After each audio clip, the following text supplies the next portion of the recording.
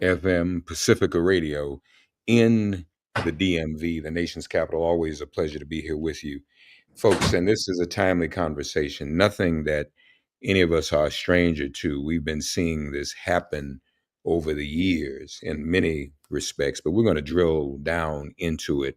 This crisis in housing and home ownership in the DMV. And it's important that we talk to some of our esteemed clergy members, pastors, and activists in the faith community to have this conversation, as tempting as it is just to chit chat and have a reunion with some of my fellow brothers in Christ. We're going to get down to a little bit of business. Some of y'all I haven't seen in a minute, and everybody looks the same. No one has aged at all. So we're thankful for that. Let's introduce, though, to get things going, our dear brother, Reverend William Spencer of Alfred Street Baptist Church, the Reverend Dr. A. Lionel Edmonds of Mount Lebanon Baptist Church, and the Reverend Dr. William Bennett of Good Success Church, all right there in the DMV. Good morning, brethren, and welcome to MIP on WPFW. How's everybody doing? Happy holidays. Happy holidays. Good morning to you, Mark. Good to see you. Good to see you as well. It's been far too long. So let's get started. Reverend Bennett, I'll start with you. Mm-hmm. From your point of view, give us your analysis of what is actually going on in general with the crisis in housing and home ownership in DC. Yeah. Well, Mark, you said it in your opening, how things have just degenerated from where it was when we were younger, where our parents could afford a house in Washington, and it was the key to, our economic empowerment and all of those things. And now all of that has just become so much more difficult and so much more challenging. And we recognize things like the flight to Prince George's County for cheaper housing or lower cost housing. There's nothing wrong with that if people make that decision. But in the nation's capital, we've always believed that there ought to be housing and affordable housing that people can live in the district, work in the city, work and live in the city. And because of a multiplicity of things, and I would just say straight up that I think gentrification played a role in that because the city, and you know this as well as I do, was predominantly Black. It is no longer the case. And so the flight for moving from the city to the suburbs, and now almost impossible to move back into the city. It's a working class person, is clear that the gentrification, the raising of prices, has had that kind of an impact. And let me just say, secondly, relative to our valuable public housing residents in the city, much of that has also been transitioned to make room for a different kind of housing. And then even some of the affordable housing project developments that, in our case, churches have sponsored, have come under the gun of developers who want to get control of the property so that they can eliminate it being made available for working class people. And so that's a whole nother story about what happens out of greed in the community. So I'll stop there so others can share, Mark. But that is what I see as an assessment of where it is. Dr. Edmonds, what is, in this crisis and under these circumstances, what is the role of the Black church to address this? Well, it's always good to see you there, Doctor. The Black church, as you well know, doesn't divide between the sacred and the secular. We view everything as sacred. We view everything as potentially divine. So when we're talking about the role of the church in general, and the Black church in particular, in the lives of the community and our members, everything that touches them, we should be involved in, Hmm. including housing. So the role of the church in the housing crisis is to help create the power that will develop workforce housing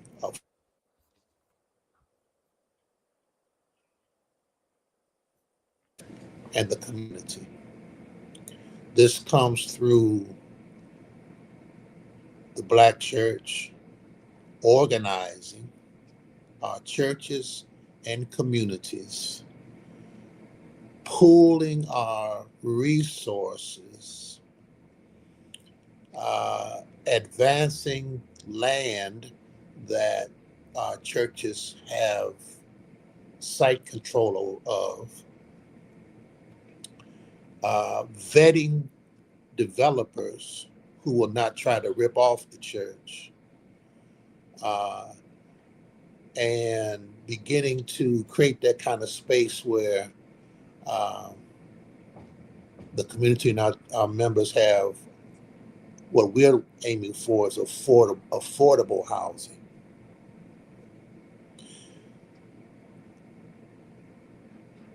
Yes, sir. Thank you. Rem Spencer from Alfred Street. What are some of the things that Alfred Street is doing to prepare its parishioners and make them ready, educate them, as well as those in the larger Hmm. community? Because Having Dr. trouble Bennett, you hearing. mentioned, What's going on? Dr. Bennett, you mentioned that um, we all know when people were forced out of the city itself. But Dr. Spencer, it seems as now that's beyond just the city. I mean, Yeah. it's not much affordable housing when you go outside the city. When you start going into PG in Virginia, we're still Hmm. priced out. So talk to us about that and what Alpha Street is Right. doing. So I'll say this. I'm an associate minister at Alfred Street. I'm not on staff at Alfred Street. Don't get paid by Alfred Street. I was just in church yesterday, and You want me to call Pastor Howard John Wesley about that? So get you paid. uh, no, I'll we're text him. good. I'll text him. Good, Okay, good. good. But he did make an announcement yesterday that was amazing. That Alfred Street plans on building 145 units for affordable housing right there in Old Town Alexandria. Um, and there's something that Dr. Bennett and Dr. Edmonds kind of alluded to about the Black church that is very important for the listener to understand, is that um, the one instance in our Black community, the one institution that is wholly owned by people of suntan hues is the Black church. And there's no other institution that is wholly and totally owned in our community. And so to hear about Albert Street, to hear Dr. Evans and Dr. Bennett talk about affordable housing and going through the church is an important and monumental thing for the church to do, because that continues the whole notion of our institutions going beyond just the sacred in the church house, but reaching into the community by ensuring that our community stays in the ownership mind state, with our own personal property, with our homes. Yeah, yeah, yeah. Um, no, that's absolutely critical and very very important in this overall conversation. Um, and y'all, let's be clear. I'm just gonna say something.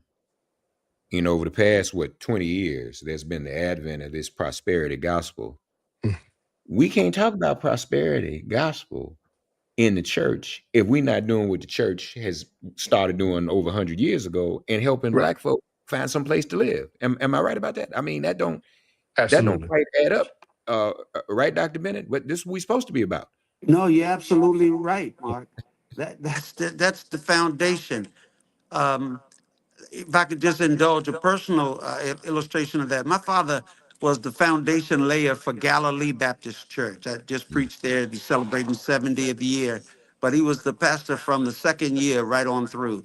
And he encouraged his members back then to buy houses on what was not Capitol Hill by Lincoln Park. Capitol Hill went to 3rd Street and East Capitol Street.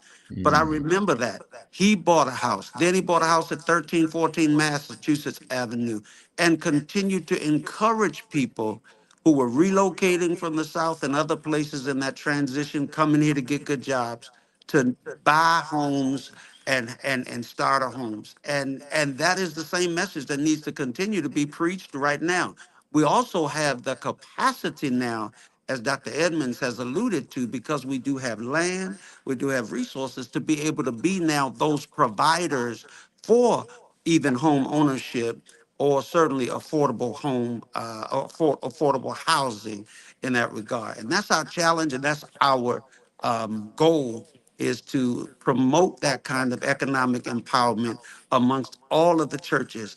And what that requires is it requires that we have trusted people who are tried and vetted, because every developer that smiles in your face is not for you.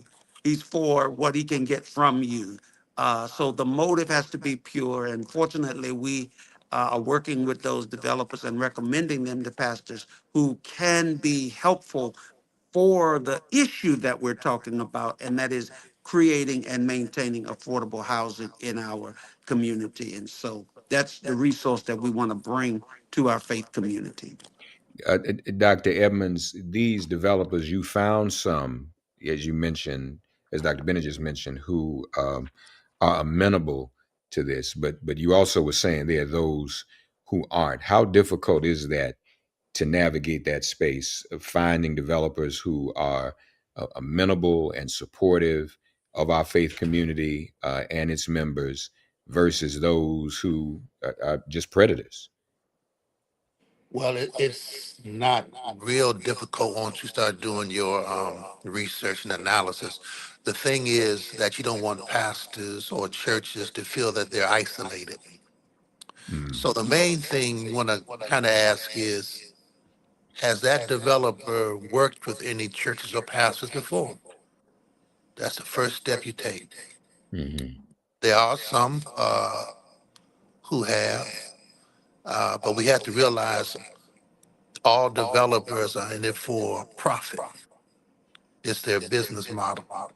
So the church needs to have, the pastor needs to have someone who represents their interests. So take, for instance, our organization that we're part of, helped to start DC Power, People Hmm. Organized for Wealth, Equity, and Respect. We have 7 church projects totaling about 1,000 units of housing, workforce housing. Hmm. Out of those 7 projects, we vetted 2 or 3 developers who the churches are using. And this is very important. We bring pre-development money to the table. Pre-development money is the money you use to create the playbook to build your project. That's the hardest money to get, Hmm. but the Lord blessed us to be able to raise pre-development money to help churches with their pre-development budget. That So that is, yeah. yes, so there are resources out here. There are monies out here. Churches don't need to be afraid to get involved in producing affordable housing. Just remember that you're not by yourself. Yeah. No, that's important. And Brother Spencer, tell us a bit more about this big announcement from Alfred Street yesterday and how it was received by the Alfred Street family. Black Baptists. I mean, it was clapping. Uh, that's all I could say. I wish I had all the detail to let you know, but there's land that Alfred Street owns that is adjacent to the church, And the plan is to indeed build those units so that folks that are working class can afford to live in Old Town. I'm sure many of you are familiar with the area, and those prices are sky high. I was Hmm. having a conversation right before I came and joined with one of my coworkers, and in my parents and my grandparents' generation, the housing cost at that time was about 2.5 times their salary. In today's time, in the same areas that we're talking about. I heard you mention Dr. Bennett, Capitol Hill. We're talking about Old Town Alexandria. For the average median income, we're looking at 12 to 14 times someone's salary compared to 2.5 just a generation or two ago.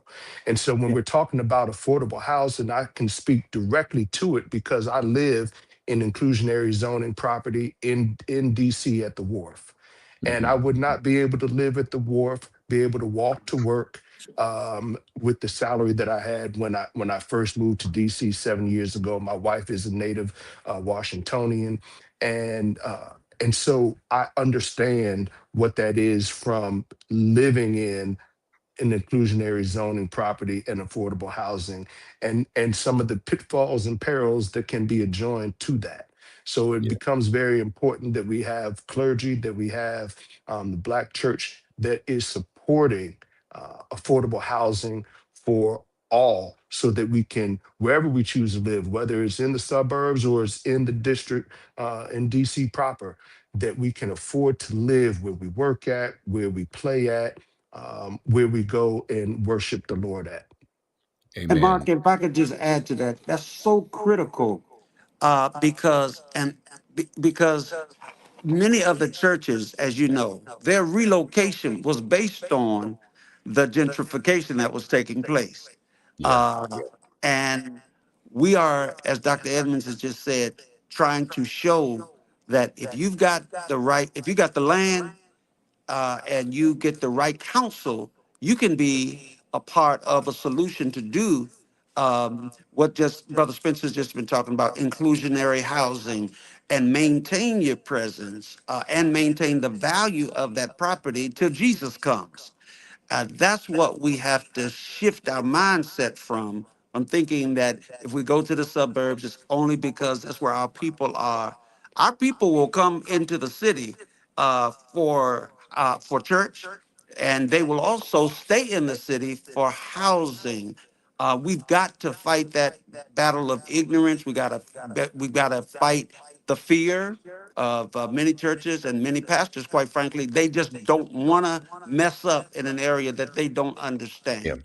And Yeah. so we're on a mission to help them, because sometimes you hear horror stories about what's happening to some of our historic churches who Yeah. Hmm. knew the importance of getting home ownership or affordable housing for the people who would be attending their churches. And so we can't let that lack of knowledge, people perish because of lack of knowledge, stop us from addressing a real need that can also, to Pastor Edmund's point and Brother Spencer's point, still be empowering economically for the church so it can even do its mission in a greater way. Yeah. No, that's a good Yeah. point. And listen, we won't even get started on churches who did have to relocate because so many people were pushed out of the city. And then we also know some of our churches themselves that didn't want to relocate were pushed out of the city because of gentrification. Yeah. And Hmm. folk didn't want us in the city, having folk parking on Sunday. So this is a holistic struggle on many fronts. Dr. Bennett, before I leave you and go back to Pastor Edmonds, the Missionary Baptist Ministers Conference. Am I correct? Yes. You have just been appointed the president, the leader. Yes, Mark. I've been elected president, so I'm president elect. And Congratulations. thank you so much, man. I look forward to doing just what we're talking about now, and having our conference, which is 140 years old, Amen. under the moniker of a respectable past, but honoring a respectable past, but realizing a responsible future. And great activists like you, Mark, will help us because we want to be heard, a voice at the table. We demanding that for things like this that affect the economic empowerment of our community. You know, I'm a business guy. Came out of That's Howard's right. Business School, went That's to the right. corporate world, wrote my doctoral dissertation as the about the African American church as a conduit to economic empowerment. We've always been spiritual empowering, no doubt Right. about that, but economically empowering. And our churches still have that capacity. We just want to continue to fight, educate, and do what we need to do. And we're thankful for people like you who bring this issue up so that we can highlight the fact that we still are a part of the solution. And the examples that Pastor Edmund is just giving you about the 7 projects that are going on through DC Power is a great example of it being done right, where the church won't be taken advantage of, and they will do good by doing good. And Dr. Evans, and congratulations to you, Dr. Bennett. Yes, you are a businessman, and that was what made you has always made you extraordinary in your Christian and faith leadership. Dr. Evans, I'm really encouraged to hear about DC Power. Um, and when we talk about our churches, especially those over 100 years old, as all of you all are, it never was just about uh, coming to church. Church being organized for folks just come get their shout on. It was always about folk getting what they needed to survive. It was all about survival 100, 150, 200 years ago, making sure people had places to live, especially as they migrated to the DMV from other places deeper in the South, wasn't it? So this is truly our calling. And one other thing, y'all, now we talking about the DMV now. We're gonna stay focused, but this is happening all over the country. All over. Um, Yes. I live in New York now. Nobody can afford to live in New York. Where I grew up in Nashville. In my family's 150-year-old church in Nashville. Nobody can afford to live in Nashville anymore. So if I want people to think about this, as we're in this season of Advent, most of us are struggling to have a place to live, to lay our heads, just like the first family, just like Christ's family. Mm. So I mean, we can't separate ourselves from what we read in the Bible, Dr. Emmons. That's happening in real time for all of us out here. Absolutely. Well, the there has to be incarnation. The word got to become flesh. There's no difference between the sacred and the secular. The kingdom's got to come on earth. So our spirituality has always been expressed as black folk in our social consciousness, in our social activity, in our social actions. We don't have a heaven and mind and no earthly good theology in the black church for the most part. So in DC Power, along with Pastor in the conference, we are seeking to address the crisis, not just in housing and home ownership, but do you know there's 1,000 churches nationwide that close each month? Mm.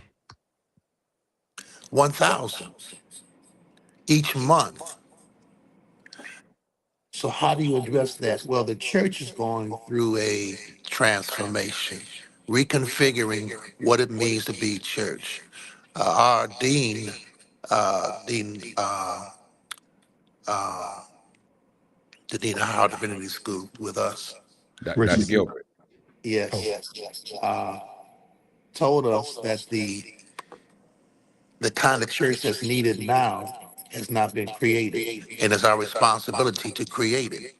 Hmm. So we are in the process of helping to reshape the church. And this doesn't have anything to do with the size of your church. It has everything to do with the size of your ministry and going beyond the walls of the church and through the church transforming the community. Hmm. So that means we got to be involved in the economics. We got to be involved in growing our folks economically. And so I'm excited about where we are in the DMV, especially with the new elections coming up. It's perhaps the most pivotal political season since Marion Barry was mayor. You got four city council seats open, the mayor seat open. Historically, they have invested $100 million, $150 million in affordable housing. That needs to go up. The new Commander Stadium, 168 acres of land, that's going to be a revenue generator. There's supposed to be between 6 and 10,000 units of housing at that site, but we have to ensure that it's done. Hmm. So the church has the opportunity to be centrally positioned in the transformation in the DNV, in the housing market, in shaping power. And our work is to duplicate this in other urban centers. Yeah. No, that's very well said. And Brother Spencer, you mentioned your wife is a native Washingtonian. I'm a native Washingtonian. I don't know if anybody's done these numbers, but how many native Washingtonians we have to ask at some point are still able to live and afford to Right. live in the DMV? And that's a source of pride. I'm a native Washingtonian. Yeah. But where do you live? Don't live there Right. because of what's going on. So that's I'm thankful you were able to work that out. But that's what this ultimately is really all about, isn't it? It is, and you know something. I'm glad that we have clergy on this call. When I was in seminary at the Interdenominational Theological Center in Atlanta, one of my professors used to say frequently that the genius of the Black preacher was to be able to preach hope to the enslaved and freedom, and also at the same time to the slave master, keep that tenet going for them. So there was two things going in the same language.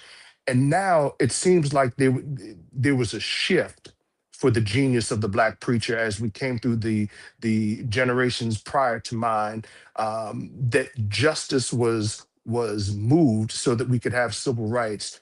And now there is a shifting also that there has to be the genius that would preach hope to the parishioner, as well as preach an economic justice factor to that same person, so that we get into a space where we have like um, like our panel, folks that are business minded and also spiritually minded, folks that can preach and also handle the pen and the budget.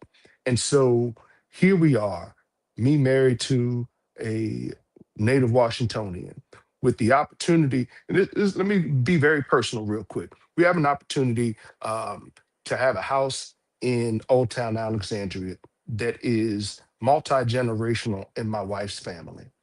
Um, it needs to be completely redone. And this is a house that is passed down through generations, but how often do we get to keep those intergenerational homes in our community? That is something. There are small groups. I know of a brother in my chapter that does this type of work. And maybe this is also something that the church needs to do to ensure that folks that are getting homes that are being left to them, um, stay in that family, because that is money. That is money That's big money, for our my friend. families. Yes, sir. It's Please big money. continue Let, on let, that. let me give you an example of that. My father bought the house at 1314 East Capitol Street by Lincoln Park the year I was Hmm. born, 1955, 70 years ago. Hmm. He bought two houses, that one and one on Massachusetts Avenue, right around the corner, 1314 Massachusetts Avenue, 1314 East Capitol Street. Less than $15,000. He left the one Hmm. for my sisters, left one for me. I always dreamed as a kid riding up on 16th Street to live on the Gold Coast. And so Hmm. I sold my house at 1314 East Capitol Street for $440,000 and then went and bought a house up on 16th Street, right, for $600,000, right? You could not go back and buy the house that my father paid $15,000 Mm-mm. for $1.8 million. You couldn't. Almost $2 million for that same single For the family row same house row house, a in row that house. situation, right? Same thing my sisters did, and so yes, we have beautiful homes and all of that out of the history of that. But if we understood at that time the importance of recognizing the sacrifice that went into that, it was Hmm. not just for us to live well. We could have easily rented that house out and maintained that and continued to pass on that legacy and still buy other houses. So we've got an educational process to help our people understand that. Despise not small beginnings, but be wise in the stewardship of that which Hmm. has been entrusted to you, because this generation has no idea of the sacrifice and the struggle that parents and grandparents and even great grandparents went through to be able to have what you just talked about, Brother Spence, something to pass on to them. Right. And if you don't have an appreciation of it, you can easily misuse it. And that applies across the board in a multiplicity of things. And so there is an economic empowerment that we've got to teach our younger generation so that they value the struggle of what has been passed to them when they had to do nothing to get it. But it was a lot of struggle in all of that. And so we hope that our educational process through the churches, as well as making real live opportunities for those that are just getting started, to understand and get these homes that we are fighting for and the DC Power is fighting for, to be a part of the whole re-landscape of that area that I personally grew up in. I went to Easton High School right there, Brian Elliott, Easton High School, and it's all, my first job was at RFK Stadium. So it's being transformed. And we are not, to your point, Mark, if we are not consciously cognizant and woke, we will miss out on the opportunities. So we thank God for DC Power and others who are like-minded to fight for what we've got to get, because it's a fight. Nobody, the developers don't want to lose any money. Sometimes the only reason they are acquiescing is because of the pressure that's being put on them to have a modicum of affordable housing that speaks to, you know, just not the wealthy being able to enjoy the prosperity of the city. If I Folks, may, Reverend Mark. well, just let me do this real quick. But Oh, in yeah, the sure. moments, Hmm. in the 20 minutes remaining, folks, we want to give out the phone to those of you who have quick calls and questions about how you can learn more, how you can benefit. 202-588-0893. And I just want to do this before I give it back to you, Spence. Just to add to the story. I attended my brother Kevin Peterman's installation at 19th Street. Now, that was a thing, Dr. Edmonds and Dr. Ben. Folk wanted to live on the Gold Coast at one time. Mhm. So, I haven't been there in a few years. So I'm looking around, I'm asking, what's going on up here? We not even on the Gold Coast like we used to be. That has gentrified. That was a place where we went. And so there are a lot of things that we missed out on, folks. This is, and I'm sorry folk didn't get this when it started. This is real prosperity talk right here. This is Hmm. real prosperity gospel. And I know a lot of folk think, I remember Pastor Bennett in those generations who had those houses where your dad had his. And folks said, well, I'm just going to sell the house and move. And folks were like, no, don't do that. Hold on as long as you can. We just could not foresee where we are now. And Dr. Edmonds, as you said, we got to make sure these commanders do right and be Mm. true. In the words of Yeah. Dr. King, be true to what they're saying on paper. But go ahead, Right. Brother Spencer. Folks, we'll get some calls Yeah, in quickly. 202-588-0893. Go ahead, Brother Spencer. yeah. Just want to say just two quick things. One, we've been using the word gentrification frequently on this particular panel, and I'd like to rename it and say wealth transfer. Of course, we are gentrifying and we are moving folks, but it's a wealth transfer. That's what we're really talking about. Okay. The second thing I want to say about keeping property is the power is 100% economically, but it's 200% power in the sense of as you own that home on the Gold Coast and kept the home on Massachusetts, your political voice extends from one ward to the next ward. And so we have to be very cognizant that it's not just the economic power that we are trying to instill that we keep but the political voice and power in our property tax dollar and our ownership sphere. And so I want to make those very clear because um, it's not just the dollar, it's the say so. Amen. No, you rabbit, and I like that. That's most certainly is an appropriate way to address that in terms of wealth transfer. So now, Dr. Emmons, tell us a bit more about DC Power, and if someone's listening and they like their faith institution to become involved, how do they get that process started? Okay, DC Power is organization of about 50 faith-based institutions and some unions and some businesses, but mainly about 50 faith-based institutions throughout the district in all 8 wards. They can call my church, Mount Lebanon Baptist Church, at 202-347-5562. We are a organizing entity operating for increased power in the marketplace. We're non-denominational. We don't adhere to any political party. We are community-based. We are a dues-paying organization to increase the power in the community for structural change. And getting back to the housing piece, crisis, this crisis is much more than one church can handle. It takes at least 30 to 40 churches organized together to help create structural change. What needs to happen is the most important part of creating mass affordable housing is the land must be free.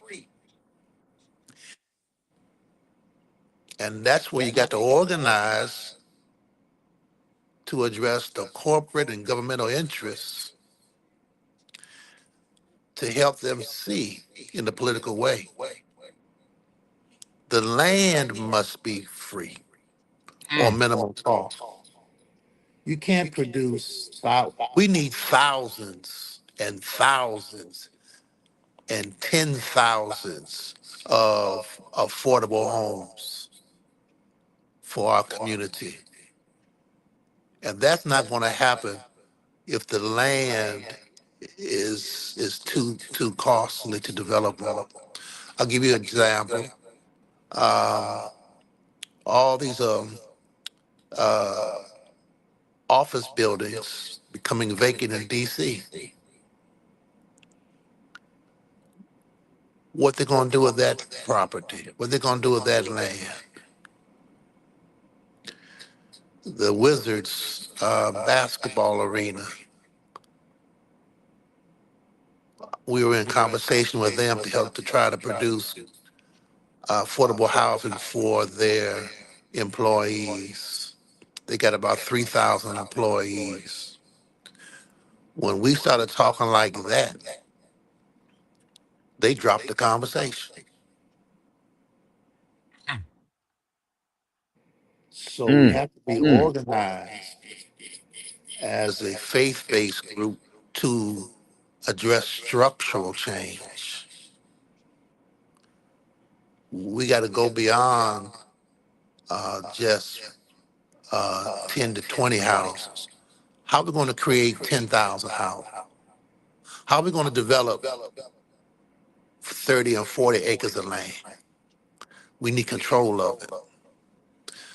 So yes, our churches need to do it as well, but very few churches have 100 acres of land to develop. But there are swaths of land available in DC that could be used for affordable housing. As I stated earlier, the Commanders' new stadium, there's 10,000 units of affordable housing set aside for that. Two-thirds going to be controlled by DC, one-third about controlled by the commanders. These corporate entities need to get involved in the creation of affordable housing, and they need to partner with faith-based institutions to invest in the pre-development that most faith-based institutions need, pre-development money, out of their profits. If they come into the city, they need to contribute toward a pre-development fund to help the creation of affordable housing. Now, Amazon has some, but not, there needs to be more than just Amazon doing that. The corporate community ought to match dollar for dollar what the city does in that particular city. In DC, is between 100 and 150 million dollars for the Housing Production Trust Fund. There ought to be a corporate match of that. You're right. No, you're absolutely right about that. Let me do this though, please. Pass it one more time. DC Power. What's the phone number to call? I want to put that on the screen. What's the phone? 202 Uh-huh. 347 Uh-huh. 5562. 5562. And is there a website? If they call that number, they'll get all the information they need. Okay, beautiful, beautiful. Okay, wonderful. We're gonna share that with everyone and get that up where everybody can see it, folks. It's on the screen if you're watching us on social media. Call that number. And I love that acronym. What does it stand for again? People organized for wealth, equity, and respect. People organized for wealth, equity, and respect. That's outstanding. I love that. Love it, love it, love it. Folks, quick calls, not a lot of time left. 202-588-0893 as we have this very, very important conversation. Dr. Bennett, are you confident? I'm troubled to hear that now about the Wizards. That's a shame. But are you confident that the Commanders are going to live up to what they've agreed to? And the city will take full advantage? Well, Mark, it's one thing It's to echoing bad, bro. say you're going to make a deal. It's another They thing to they have keep a two deal. phones. They can mute one. We got to echo. If you all, I think, mute one Mute of one them. of your microphones on one of the phones because y'all have two of them on right now. Yeah, just mute one of them. Thank you, Mike. All right, try You're it again, welcome. Dr. Bennett. I'm sorry. Yeah. Is this better, or are we still? No, it's not muted. It's an echo. One of them is still. Let's see. Down at the bottom there. Let's see. Let's see. Yeah, folks, we're working on the echo. Meanwhile, 202-588-0893. Is that better, Mark? It's a little bit better. We'll have to make it work. That's Yeah, fine. go That's with fine. it. Go with it. Let's go. Okay. That's fine. Yeah. Just want to drive home the point that there is the way you hold public corporations and even our government accountable is through the public pressure that is applied. And so people have to get involved and not just talk about what the problem is, but be a part of the solution. And Yeah, and that's what DC Power is all about. It's just like what we started many years ago with the Washington Interfaith Network, not to digress on that. right. But the issue is still the same. If there is no voice that is demanding, these corporations will absolutely throw a little something at the problem, but they will not do anything unless they are forced to because their goal is profit. And it's not necessarily about people, but there is a way that you can do good by doing good. That's And right. that is what organizations like DC Power and those of us that are serious about really trying to help deal with this situation and problem are trying to do. And so that is a great starting point for anyone who is really interested and for any church that is interested. We do work to consult to help you get off Yeah. to a good start. And plus, we know the problem oftentimes of trying to convince a church family to take a step where they've never gone before. And Yeah. so, Mark, we're, Mhm. we're glad to help any way we can in that regard. No, and that's very important. I mean, these types of things have never happened. There are always brothers like you and churches like you alls that take the lead to help others, because as you've alluded to, some churches have been taken advantage of, been burned. People don't want to go through that. But again, y'all, we gotta practice what we preach, and that's not just for preachers. That's for those of us who sit in the pew, as Dr. Emmons said. We not trying to be so heavenly bound with no earthly good. We can't talk about neighbors and loving thy neighbor if we ain't got no neighbors and can't afford to have no neighbors. That's a key word. We ain't got no neighbors. They don't want Mhm. us to live no place where no neighbors are for us to love. So in order to do that, Brother Spence, I think that'll preach y'all. If this is gonna work, Brother Spence, that has to be. That's not just metaphorical or pie in the sky. Literally, love thy neighbor. You need to be one. Everybody Mhm. needs to have neighbors, and neighbors can't be neighbors. Love on one another if they can't afford to live somewhere, right, Dr. Spence? Oh, that's a definite fact. Uh, you know, if you got folks that are living next to one another, and one has a substantial amount more than the other, at some point, the other is going to look at the one with the more with a lustful eye. Ooh. And uh, at some point there's got to be some leveling of that field to ensure that we rise up, like a boat on. When we have part of the idea behind affordable housing is that folks that have less go to schools with folks that have a little bit more, with the intent purpose that at some point that generation will rise up. And if we don't do that, then we've done ourselves a grave disservice. And that's why I mentioned that the economic power is one thing, but we have to have a voice. And if that voice comes through a block like the Black church, then Right, so be it. We've got to be that voice. We have always been that voice. And if we fail to do that, then we will fail generations that come behind us. It's that's right. important. I am a member of Kappa Alpha Psi Fraternity Incorporated. I'm the chaplain of the Washington, D.C. Alumni Chapter of Kappa Alpha Psi Fraternity Incorporated. And it is extremely important that my fraternity, all the other fraternities, the rest of the Divine Nine, and all of our organizations do the type of work that is being done in our churches so that we can have the economic power and the voice to do the things that we need to do in our community. We can't afford to fall behind. AI and everything Yeah, that's coming out and happening currently, whether it's political or whatever the case is, we have to do it's not just affordable housing, it's not just one particular thing, it's so many different things that we have to coalesce behind to right. ensure a positive and bright future.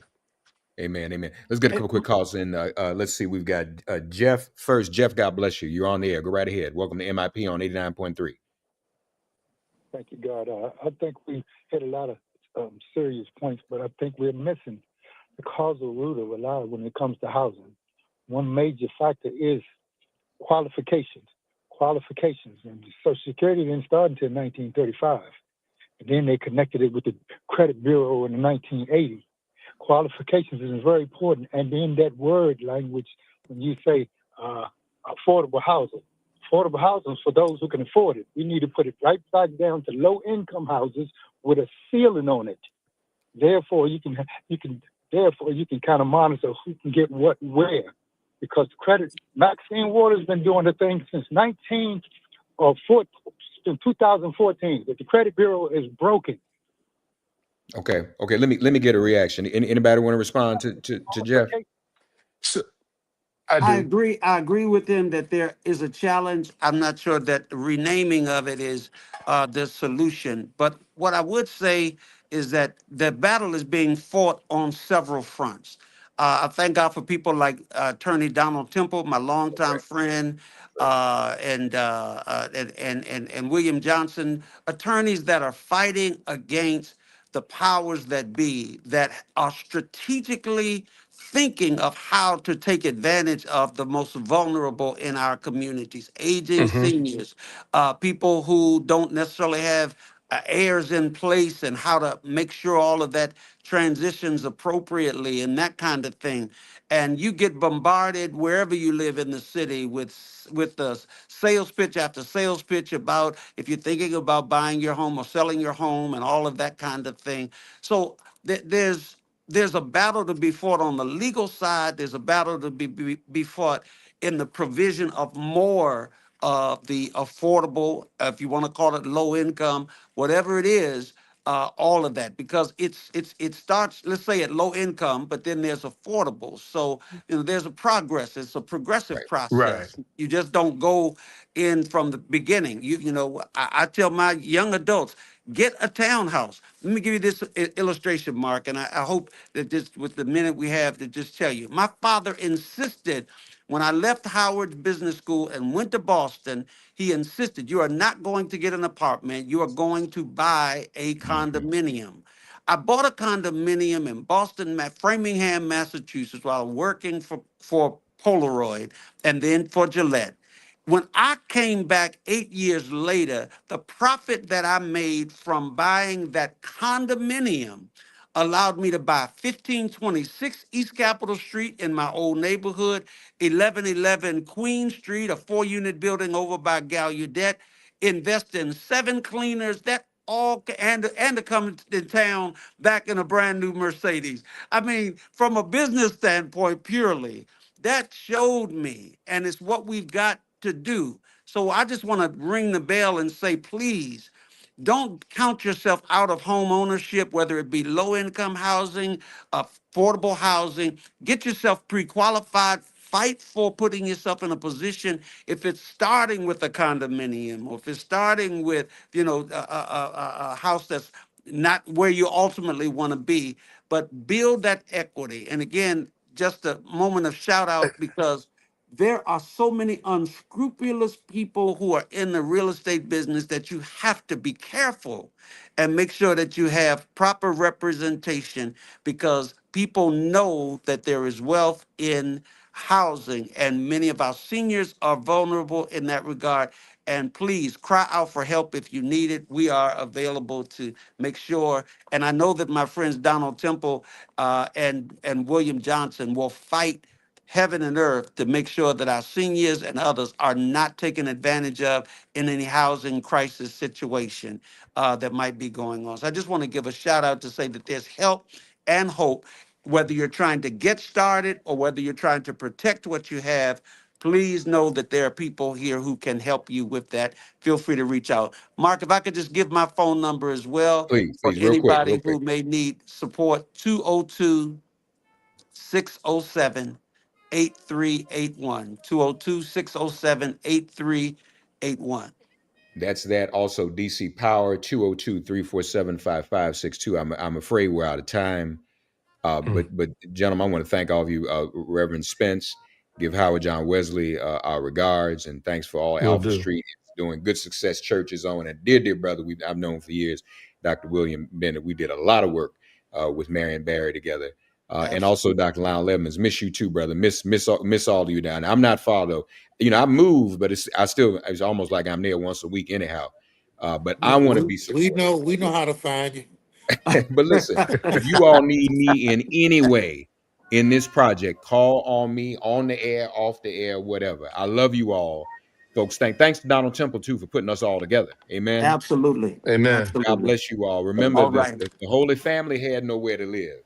Let's do better for ourselves as Jesus gave his life for us. Let us give our love and concern for others in this Advent season. God bless you Amen. both. All minds are clear. God It is bless you. then made Thank plain. you. All right.